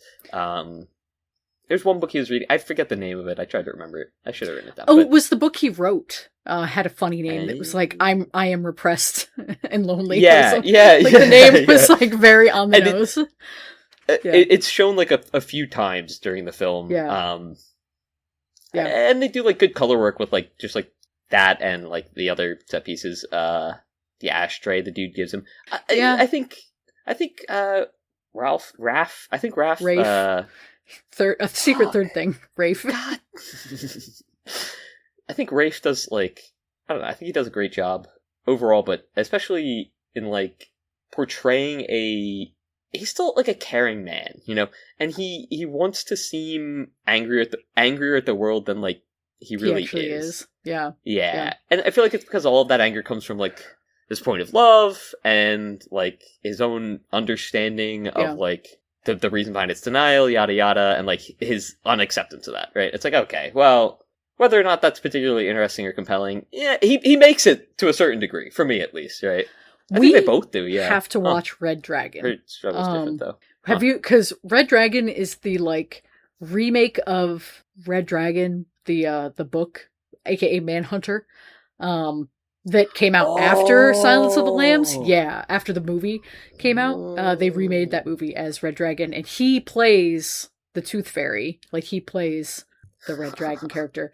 He is great in that movie too, and this is not just because that movie has the most erotic scene in all of cinema. It is also because he's really good in it. That movie has Philip Seymour Hoffman, Edward Norton, whatever, jerk off motion. But like, we should watch that movie and compare it to Manhunter at some point. But yeah, he's good. He's good. I like Ralph Fiennes as an actor. I think I don't want to say underrated. I feel like the common like film Twitter thing now is well to be like that he's. Yeah, but he's under acclaimed. Maybe he doesn't have an Oscar. Yeah. So okay. Yeah. Have you seen Conclave from like 2-3 years ago? Is that where he plays the Pope? He plays like a cardinal. Is a cardinal? Yeah. Okay. Yeah. I have not. He wasn't in the Pope's Exorcist. Those two came out at similar times as well. They did. Right? They were both. Yeah, we were having a bit of a renaissance of renaissance, if you will, of religion. Pope's Exorcist is Ridley Scott. So that's where he's riding around on the scooter. That movie's good. Maybe I'll watch that right after we hang up here. I'm just going to be sitting. Christopher's going to come home from his RPG and like just see me like fucking locked in. Dude, you're going to be sitting there like beer in hand, like a hand just watching, shoving into my to like. Wayne? Really is this making it past the cutting floor? Maybe we'll see. I'll maybe bleep that. I haven't had a good comical bleep in a while. I haven't said anything quite deranged enough. But we'll watch Red Dragon someday, and we'll get there. We'll say some more deranged shit. Great. I do want to like the sex scenes in this are pretty steamy for for the type of movie that this is. Which again, the cover of this movie of them like staring at each other in the rain and smiling down, it looks like, and the movie's title is The End of the Affair. It's like, that doesn't seem like the affair's ending. But when you started this with like, oh, it's like a stuffy 50s drama. That's why I was you were like, did we watch the right movie? I was like, unironically, like, what the fuck are you talking about? Because like, bro. They're going at it like rabbits, bro. Like, you know, I mean, it's like, good not sex that I'm scenes. complaining. Yeah. Good sex scenes. Yep. Tastefully done. So I haven't seen... Like, they both look hot. great. Yeah. They're both hot. Yeah, they're both really hot. His ass is so bulbous. It's crazy. It's kind of nuts. Right. It's bigger than nuts. It's a whole watermelon back there. We could see nut. I think he's shown dick in a movie. I feel like Ray Fiennes. I feel like he probably Actually, he might do it in Red Dragon. That's a movie that is conducive to being naked. That's what he's dragging, you know. Whoa. True. No, but I haven't been on Twitter in a minute. Are people still talking about how sex scenes are bad in movies? Like, does that discourse still happen? Where it's like, not as much. No, because they grew up. There was a little bit with like Marty Supreme. People were like, "Did we really have to see like his swimmers in the beginning or something like that?" Like, that's distasteful. It's like that's the point of the movie. Like, whatever. Yeah. Yeah. Stupid. I think nothing above the like bog standard like same rehash that like certain communities have, but like nothing interesting. I mean, the same thing is happening with Obsession currently, and I think now why we cannot talk about this for like the fifth week in a row. I'm so sick of this movie. I just wish to mention there was a huge surge of people like making fun of people making very surface level commentary on it, to the point of like multiple posts a day of like retweeting bad takes and then or like very surface level takes and being like, after watching the movie several times, I've discovered that these might have been actors on a set performing for a camera, and it's like, I don't know. I had every thought that these people are having within the first 15 minutes of watching that movie. I'm just like, I'm annoyed. I'm so annoyed to still be seeing people talk about it to this day. It's still the #1 most watched movie on Letterboxd right now. It's been that way for like crazy. Literally like 2 months. We're going on. I think watch another movie. Problem. It's like that movie's like the first movie people have ever watched. Like a serious contingency of people. We're like, damn, getting a lot of Obsession vibes from this for the rest of time. It's gonna be like that. Anytime they see a woman in a movie, they're gonna be like, wow, she's just like Nikki. Like, I'm scaring my cat with how much I'm yelling. You're not wrong. The thing for me is, I feel like the first week after the movie came out, there were some interesting discussions. You do it, buddy. I feel like there was... certainly can't. I feel like there was some like interesting discussions. People were like, actually talking about like how, like the whole movie essentially, even just like the way that Nikki is framed. I'm just laying out a good argument in my mind. What are we going to talk to like, takes away Zach and Tori about? Entirety. If they come on to talk about Obsession, they're not coming on. They're not coming on. They don't want to do. They don't want to be on the pod. They hate me and you. They hate us. They hate us. They hate movies. No. Justin and I were talking about Nightcrawler. Yeah, we'll talk about it. I'm going to talk about it on the pod, too. Fuck it, we got time. You know what? And if you want to cut this, you like, go ahead and cut it. Don't worry, I'm pouring the fourth beer. I'm pouring the Corona Sunbrew. Ooh, I like Corona. I like a light beer. I had a Sapporo over the 4th of July weekend, and it's just like a Japanese light beer. It tastes... Yeah, Did you have any beer when you were over in Japan? Like, domestic beer? No, I didn't. Japanese domestic? But I've had Sapporo before. Did Chris? Oh, okay. Because, like, Sapporo, Asahi is great, you know? Chris likes whiskey, so he drank a lot of whiskey over there, but... That's fair, yeah. Anyway. I'm a sucker for a light beer. But yeah... Your friends don't want to be on the pod? They want to be on the pod. I think part of it is they're worried that they won't be able to, like, contribute to the discussion well. And I'm like... It's such a shame, because we were talking about... Well, I was talking to Zach about, like, Vivarium, and about, like, the cuckoo, right? And, like, I was like, oh, and, like, how the scenes kind of mimic each other, and how it's, like, it is, like, a lot of the movie is kind of, like, commentary on, like, parenthood, or, like, you could say, even the struggles of, like, having a, disabled like, neurodivergent child, or disabled child, right? Anything along those lines. And I think it's, like, super applicable to people, yada, yada. And, like, we had a really good conversation about that. I'm like, dude, like, you could come on the pod and just, like, talk like that. And he's like, nah, I can't do that. I think it's just like a type of stage fright. I'm like, dude, like, because I know that they can have interesting discussion about these things, and then would it help if I sent them the analytics for this podcast that show that our one listener is Toronto Tim, like the only consistent listener we have? No, because I told him that. I was like, dude, like nobody fucking. I was like, you guys don't even listen. Nobody fucking listens to it. It doesn't matter. Just hop on. Like it's just for us to fucking bullshit and talk like for a bit about something that we've seen. Yeah. It's for fun. Yeah, it's for fun. I was gonna say. I mean, it seems like you got plans. I know you gotta get into a movie, but I got them on Mecha Chameleon, which is like you like hide and then like you like paint, and then somebody has to like run around and try to find you, and if they find you, like you start like chasing, and you're looking for like everyone that's painting themselves, right? Like a little chameleon game. And I was playing with them last night. We were having a really fun time. Yeah. But no, I think Justin's down for the pod. I think we're gonna get him on. I think he's good pod material. I was talking to him about Nightcrawler, and we had like this long discussion about it, like over Discord, when we were all kind of hanging out, and like after that, they were like, "Yeah, no way, we're fucking getting on there," and I'm like, "Why?" They're like, "No, we can't do that," and I'm like, "Please, but you can, and you do." Like, kills me. That's fine. If they're too scared, if they're scared pussies and they won't come on the podcast, I'm gonna send them this voice note in the Dude, in our group chat. Remember to enunciate your P's every time. Okay, to be fair, the night I made the group chat was probably not the best night for me to have done it, but I also asked about it. I was because it was just some stuff going on the next day. But then I was like, why the fuck, like, aren't you doing anything? Like, didn't you say anything? I'm like, well, at the first time. And I'm like, what about now? And he was like, well, it's been so long now. And I'm like, dude, I mean, fucking scream. Tori threw out Five Nights at Freddy's 2. I'm down. We can watch fucking Five Nights at Freddy's 2. That's fine. We can do it. I've said that. You know what? They could pick paint drying. They could pick the movie Paint Drying, and we could talk about it, and it would be fine. No one gives a shit. No one listens to this. There's one person plus like a rotating cast of like 30 other people that listen to this show consistently. I've seen the analytics. It's fine. No one. Yeah.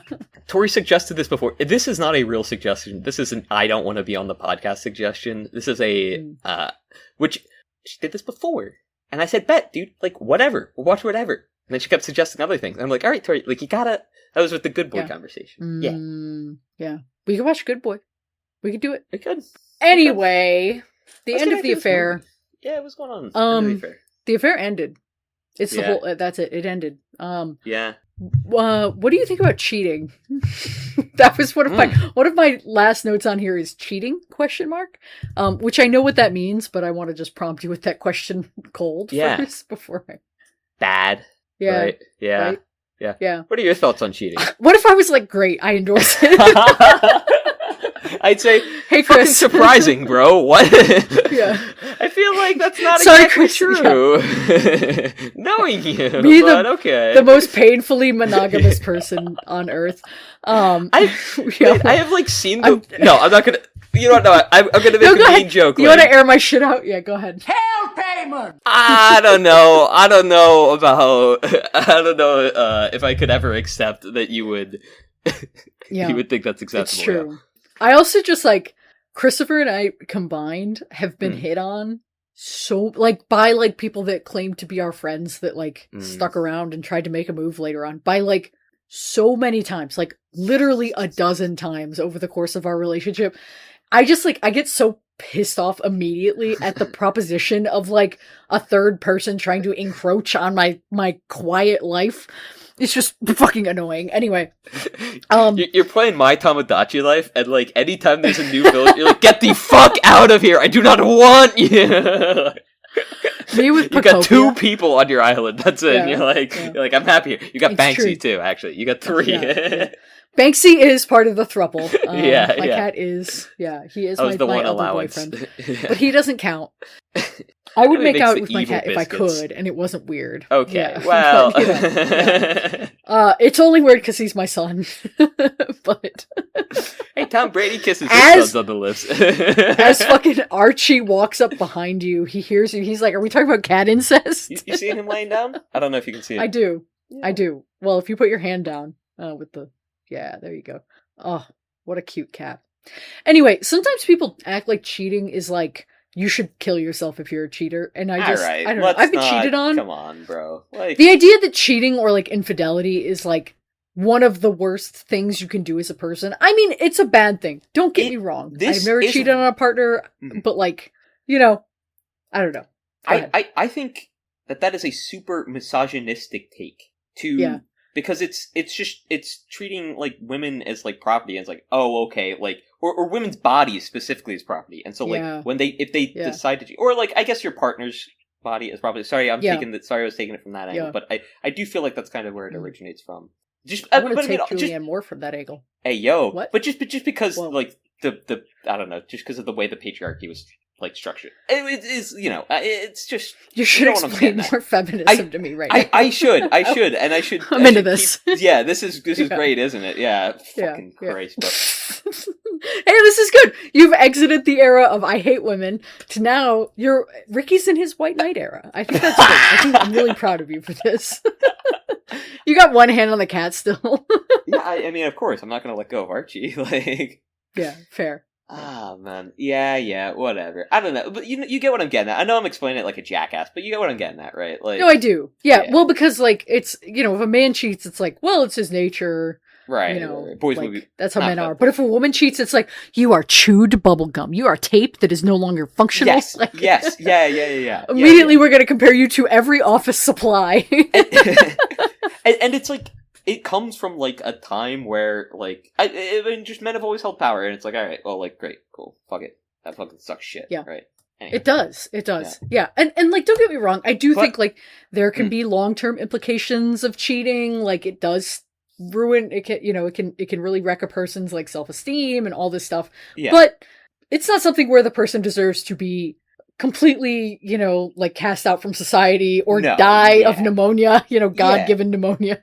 I mean, it's a breach of trust, right? Well, again, not killed for the cheating, not killed for the infidelity, killed for the sin of rising one from the dead and also curing a birthmark or something, whatever. Yeah. I feel like there was another one that I'm missing. Am I trolling? No, it's just the two, I think. It would be funny if Henry was like, oh, I got the Order of the British Empire, but only because you're going to Thanks for dying, the diary. Ben. Oh! Yeah. Diary is the connection between, I was thinking this earlier, diary connection between this and Gone Girl. What if she had, like, faked the diary? What if she faked everything? That would be so funny. And then she faked She's like, death. I'm dying. Wait. Let me do one more.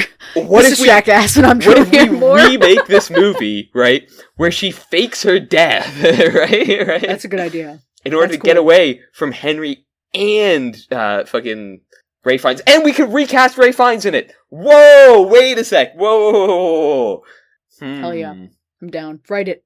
Put it in for We Want to Watch Productions or Ricky Production. I forget what your fake film label is. It's just Wiki Productions. It's Wiki Productions. It's Ricky. It's Ricky, but you say it the way Cy used to say Ricky, which is Ricky. Ricky. I had to back way away from the mic for that one. No, a surprising number of people in my life call me Wiki. Weird. Yeah. WikiLeaks? Is this anything? I certainly hope not. Anytime you have to go piss now, you're like, I'm gonna go take a WikiLeaks. Assange. Wait. Oh my god, I'm gonna call it a WikiLeak. That's so funny. Alright, that's what I'm saying. Yeah. That is thank a good you. bit. Make sure you acknowledge that I invented that. Yeah, I will. Yeah. Thank you. I'll wait until the laughs are over and I'll say, that was a Lane original bit, by the way. Just so you guys know. That was Elaine's frame. That was This is I can't believe you didn't remember this was Elaine's frame. That's so nuts to me, because when I earlier, and I'll bleep that, I was like fading out and like getting tunnel vision, and I was like, what if at the end of the episode I try to say Elaine's frame, but it's really Ricky's movie that he already told me about, and then I walked right into yourself? Oh, that's crazy. Yeah. And then did this movie teach you nothing? The monkey's paw curled. It would be really funny. Let's see, we're at an hour 40. It would be really funny if the end of the affair ended up being one of our longest episodes. Well, maybe before the chopping block. You gotta cut this down, bro. This is gonna not. This is. Nah, it's fine. I sometimes, last week, for was it Sweet and Lowdown? No, for the Fiddler on the Roof episode, I was listening to it at 2.5 speed. And I was like, I don't even need to listen to this. It's fine. I don't have to cut anything. Like? At 2.5 speed. Sometimes I listen to our audio unsped up, and I'm like, damn, we sound drunk. We talk so slow.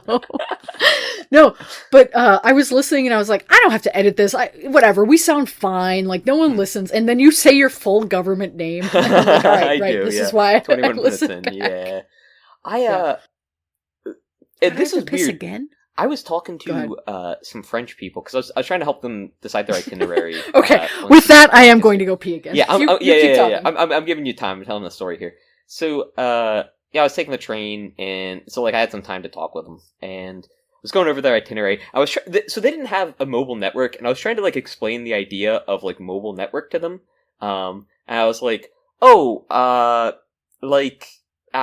international Wi-Fi. 3G, 4G, 5G, 5G tower, T-Mobile, AT&T. And they're like, phone service. I'm like, yes, but phone service, but for internet. And they're like, oh. And then I had to I was like, you know what, let's just do this. And I had to go to the menu in my phone, and then they went to the menu in their phone, and they're like, oh, right. They're like, oh, that's no good, doesn't work. I was like, oh, cause SIM card. And I was like, oh, the SIM card, French? And they're like, yeah, French. I was like, oh, okay, well, that's fine then. But their idea was, because they were going to take the train to the train station, and then they were asking me how to get out to Amish country. I was like, oh, do you have a specific destination in mind? And they were like, yeah, we have the address, yada yada. I was like, all right, cool. You could take an Uber, and they're like, oh, Uber, we've done this before, right? And I was like, all right, cool. So you can just put in the address, and the Uber will take you there. And I was like, but how are you going to have internet for the Uber back? So we were working that stuff out. I forget where I was going with this story, actually. Now I'm just kind of talking about my day. At one point, pretty early on, they were just like, I think they're like, Americans always speak too quickly. I was like, oh. I had to stop, and I started doing my very slow intonation, because I was like, oh, right. I'm being dumb. But I've noticed that sometimes I will speak very quickly, and there are times that I will speak very, very slowly. And I'll put them right next to each other, and it does sound like I'm drunk or addled in some way, because it feels like I'm forcing I'll force 6 words out in the same amount of breath I force a word out in, right? And I don't know where it stems from, and I don't know how to it's quell your it either. Pattern of speaking. You did weird, it in that very in same the explanation. Sentence. I know, yeah. My For words me, just I ebb feel and flow. The difference with us is that since we're doing it over Zoom, which we should, or over Discord, which we should figure out or an over alternative Teams. to Discord. Yeah, or over Teams, or over Skype. Or over Slack. Does Slack do video call? Actually, maybe. I don't think it does. Or over Google Meet. No, Google Meet. That's a good one. What is? There was Twitch. one. What if we had competing Twitch streams where we just reacted? I can't think of the. I downloaded one for a World of Warcraft server, and I don't remember what it was called. Kick. It was it's not Steam. It wasn't Kick. No, it was something Signal. similar to Steam. It's not Signal. I don't know, bro. I'll never think of it. Candy Crush. Close. No, yeah. Anyway, woof. Woof. My pee was a new color. They invented a new color for that pee. Was what that was. It was cool. Yeah. My face is so red. I look like Graham Plattner on a normal day. Dude, just fucking wasted. This guy and fucking We Graham can't. Plattner, bro. We can't. This guy. You gotta. I know. This, brother. He has grown a tumor on the back of my head. He is the malignant, extra dormant evil twin I've absorbed that I just want to fucking kill this guy. He sucks so bad. He still hasn't dropped out. Anyway, okay. This is not a soapbox. I'm gonna drop out of this watch. fucking file. Let me talk about this guy again. Now I know how you feel when I do my stupid fucking bits. He looks like Justin Long at the end of Tusk. Yeah, you said this before. I know. I've read these exact words. I'm sorry. I hate him. I hate that I've only guy. recently saw that movie, too. I watched that with Zach and Tori. Bad movie, but fine. Really? Fun. It was fun. Yeah. Anyway. Do we have anything anything else to say about the end of the affair? I feel like, I don't know. Yeah, it's fine. A lot of podcasts for it. It's fine. I would give this movie 3 stars. Out of 10?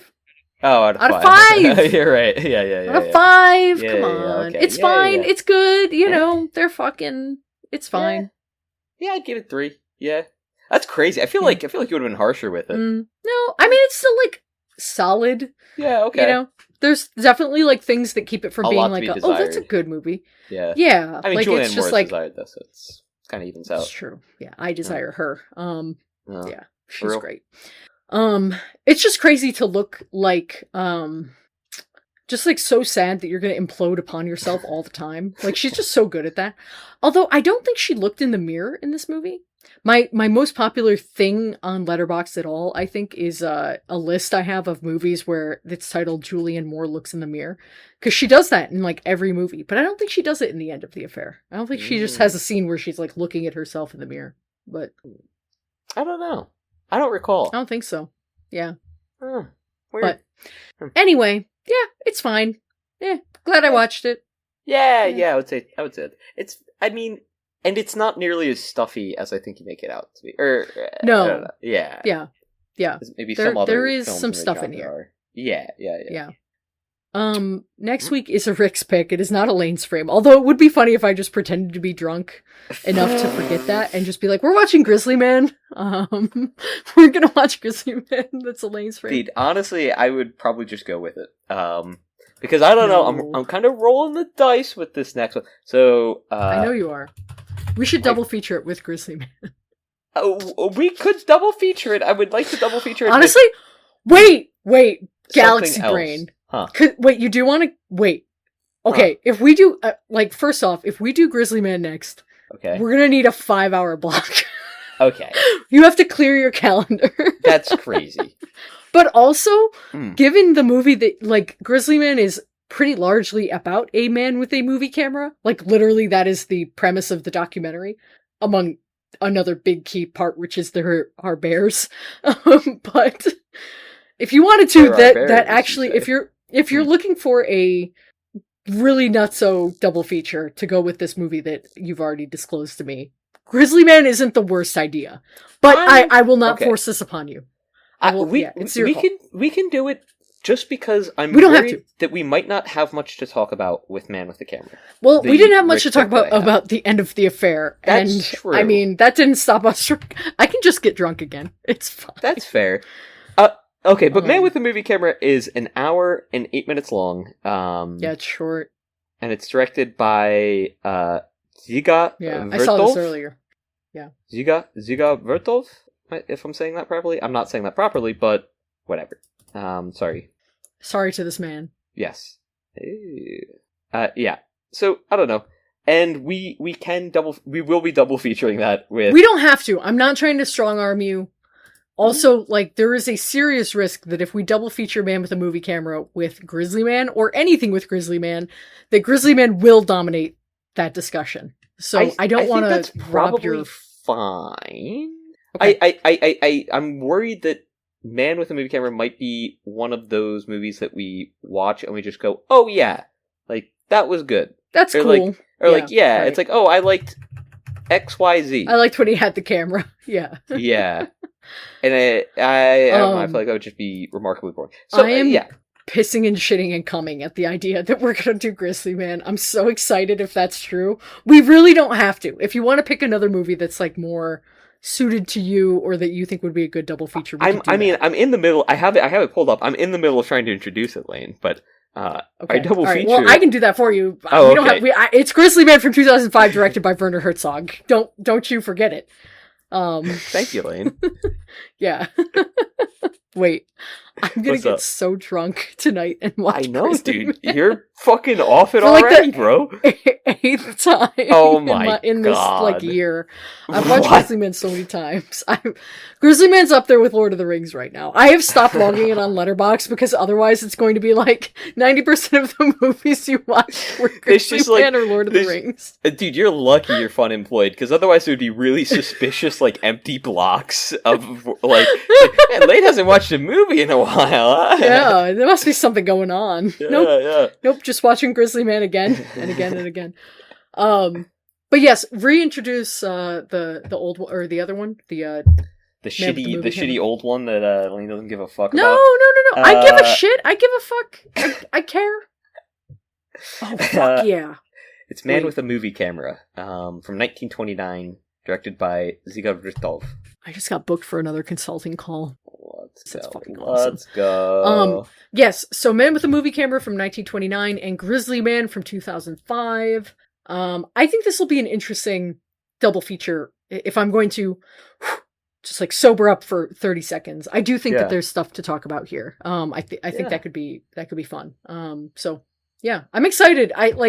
I've been cooking on Grizzly Man for a minute, as I've alluded to. So I think that could be that'll be cool. Cool. I'm excited. Yeah. I might. Yeah. Awesome. End the show. Let's get out of here. Yeah. End the show for me, please. I don't remember any of the songs that we fucking touched on at all. Oh, we Did we touch on any songs? Oh, Hakuna Matata. Hakuna Gaston. Yeah. Hakuna Matata. Ain't no passing train. You don't have to do that. You could just say, like, thanks for listening. This is We Want to Watch. We haven't ended with you singing regularly. Free philosophy. We want to watch. Oh, wait. We wanna. Yeah, Disney just drone strike my house. Michael Clayton.